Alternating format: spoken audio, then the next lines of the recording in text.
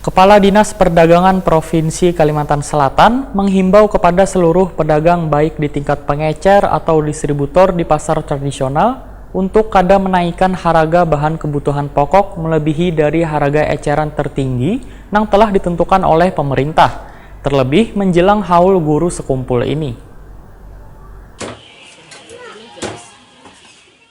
Kepala Dinas Perdagangan Provinsi Kalimantan Selatan menghimbau kepada seluruh pedagang baik di tingkat pengecer atau distributor di pasar tradisional untuk kada menaikkan harga bahan kebutuhan pokok melebihi dari harga eceran tertinggi yang telah ditentukan oleh pemerintah. Walaupun wahini pengiriman bahan pokok masih belum stabil, namun diharapkan pedagang wan distributor kada memanfaatkannya dengan menaikkan harga sangat tinggi di pasaran. Demikian dipadahkan Kepala Dinas Perdagangan Kalimantan Selatan Bir Hassani, Waitakoni Prima TV jelang tengah hari Rabu 19 Februari 2020. Bir Hassani juga menghimbau kepada seluruh pelaku usaha untuk kada sesuka hati menaikkan harga bahan kebutuhan pokok, terlebih menjelang haul guru sekumpul ini. Disperindak bersama Satgas Pangan, ujar Bir Hassani akan terus melakukan sidak ke pasar-pasar tradisional untuk memastikan agar ada pedagang yang nakal menjual bahan kebutuhan pokok dengan harga tinggi. Selain itu, pihaknya juga akan terus memantau pasokan bahan kebutuhan pokok yang masuk ke Kalimantan Selatan.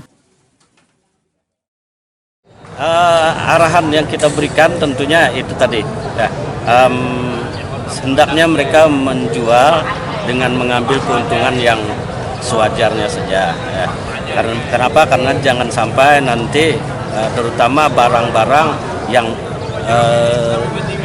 pemerintah sudah tahu tentang jumlah stoknya ya, kemudian dia adalah apakah itu impor atau produk dalam negeri, itu stoknya pasti dideteksi oleh pemerintah, sehingga tentunya kawan-kawan di Satgas Pangan ya akan mengambil tindakan-tindakan apabila itu dapat terjadi ketidakwajaran harganya. Artinya pedagang jangan bermain gitu Pak? Iya, jangan bermain ya.